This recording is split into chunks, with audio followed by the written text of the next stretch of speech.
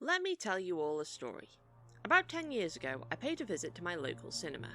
I remember arriving only to find that most of the films showing that night were either ones I'd already seen or had absolutely no desire to see.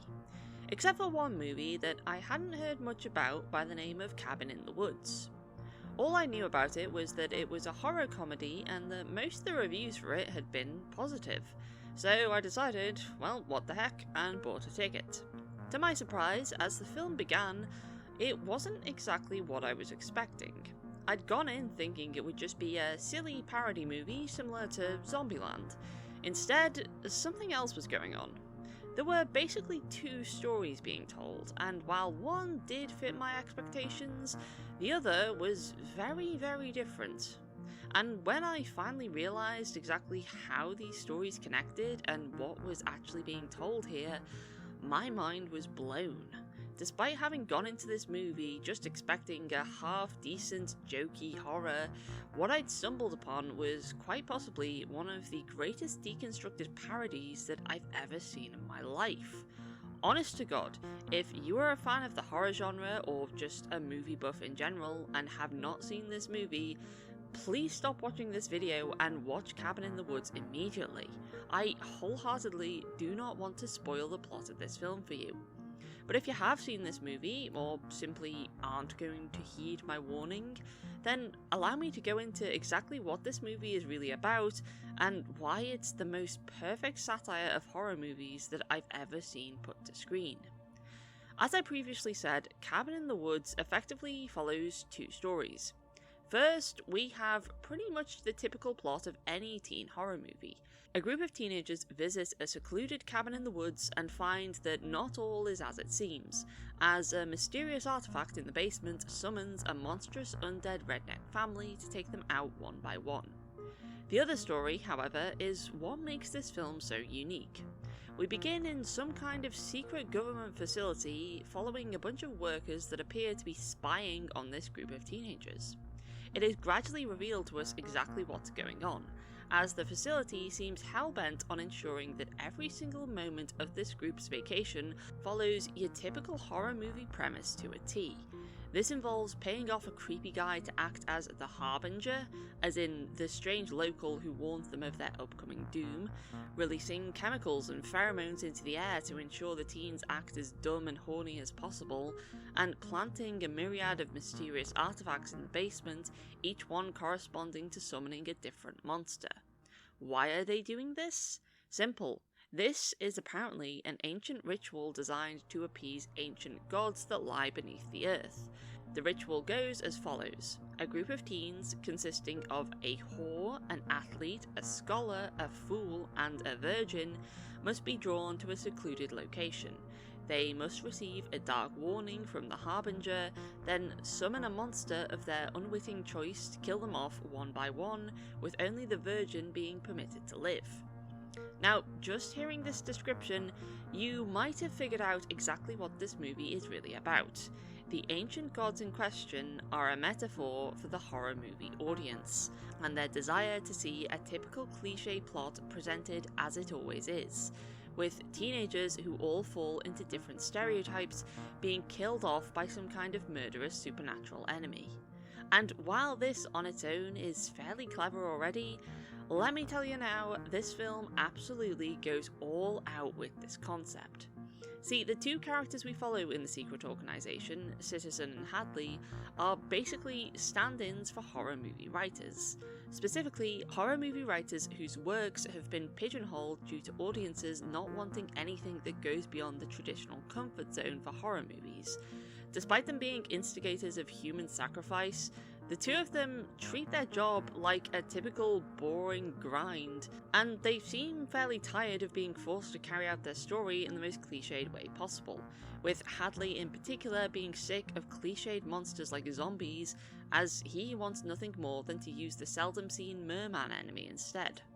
The fact that their boss is literally referred to as the director certainly helps with this analogy.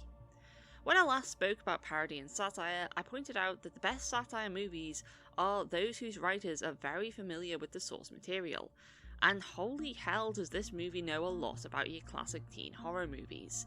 So much work has gone into the overall design of this movie. So many of the monsters have clearly taken inspiration from other horror movies like Hellraiser, It, The Strangers, and basically any slasher movie involving an evil redneck torture family. And even the little details are impressive, like how each of the cursed artifacts in the basement clearly has a corresponding monster to summon, like the conch shell being tied to the merman, or the music box being tied to the sugar plum fairy. The film also acknowledges how different cultures have different monsters and rituals, like showing the Japanese government's ritual involving a stringy-haired ghost girl clearly inspired by The Ring. Pretty much every step of the ritual, from the Harbinger's warning, to the girl forced into the role of the whore being murdered immediately after taking her bra off, to the final girl being permitted to live, is basically a perfect depiction of a cliched teen horror movie. But here's the thing. While the plot of the teenagers is being pushed into being as cliche as possible, the movie does subtly show a great deal of irony in how the facility is doing this, showing just how unrealistic and contrived such stories tend to be. For example, the character of Jules is forced into the role of the whore, while fellow female character Dana is labelled the virgin. The irony here is that Jules is actually in a committed relationship with her boyfriend Kurt, while Dana is mentioned as having just had an affair with a college professor. Though perhaps the biggest irony comes from the character of Marty. Marty, being a dazed stoner, is forced into the role of the fool, i.e. the dumbass comic relief who meets his comeuppance due to his idiocy. However, due to being constantly under the influence of heavy drugs, all of the chemicals pumped into the cabin in order to make the group act foolish and not question anything seem to have no effect on him. As such, despite being perpetually stoned and pushed into the role of group idiot, Marty is actually the only character fully aware that something is seriously wrong and that the group's decisions are completely illogical. This isn't right, we should split up. We can cover more ground that way. Yeah, good idea. Really? And he is the only one able to completely disrupt the ritual as he and Dana discover the truth behind what's actually going on beneath the cabin. This, of course, leads to the amazing chaotic climax of every single monster that's ever been used in the rituals being released all at once upon the facility. While the director, who it turns out is fittingly played by famous final girl of the Alien franchise Sigourney Weaver, tries to complete the ritual to satisfy the Ancient Ones, she fails and both Marty and Dana live, leading to the apocalypse, or rather, leading to the audience rejecting an unwanted ending. Honestly, despite this technically being a horror comedy, I often wasn't laughing so much as feeling an immense amount of catharsis at seeing the cliches of the horror genre all being picked apart on screen. The film shows just how ridiculously contrived so many traditional horror movie scenarios are, like having to use mind-altering chemicals in order to convince the group to do something as stupid as splitting up. All these contrivances are explained in a way that does point out just how illogical they are, as the facility has to constantly take control of the situation to a ludicrous degree because no rational human being would behave like this otherwise. Despite this being a major deconstruction of the horror genre, however, rather than ruining the genre, I feel as though every horror movie that follows this formula actually feels like a better movie if you assume it's taking place in this universe. Sick and tired of characters acting like idiots? Well, consider that it's just the organization pumping mind-altering chemicals into the room. Unimpressed with how cliched and silly a movie monster's backstory is? Well, it was written by a bunch of assholes who probably don't care about that particular monster because they were more invested in a potential merman story. Annoyed by the sexist treatment of female characters who show any amount of skin?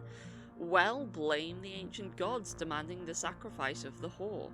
While some parody movies poke fun at their source material and others embrace their source material, Cabin in the Woods is a complete and thorough examination and deconstruction of its source material, the likes of which I've never seen before.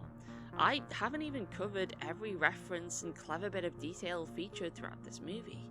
And while the movie features a great deal of irony throughout, honestly, the most ironic part is despite this being a movie dedicated to telling a cliched horror story, I don't think I've ever seen a movie quite like this one. A parody that doesn't just provide comedic mockery, but is instead thoroughly dedicated to taking apart its source material piece by piece. And while I'll argue that cliched movies can still be enjoyable, hell, it's probably why the monster escape scene is so entertaining, quite frankly, unlike the ancient ones, I am always up for a movie that does something different and does it brilliantly. Thanks for watching the video. If you've not seen this movie, I cannot recommend it enough. I am so happy that I went into this movie blind, because I still remember the moment I realised what this movie was really about and the sudden realisation of, holy crap, this is genius. Anyways, as always, like, share and subscribe and donate to me on Patreon if you can, and I hope to speak to you again soon. Goodbye.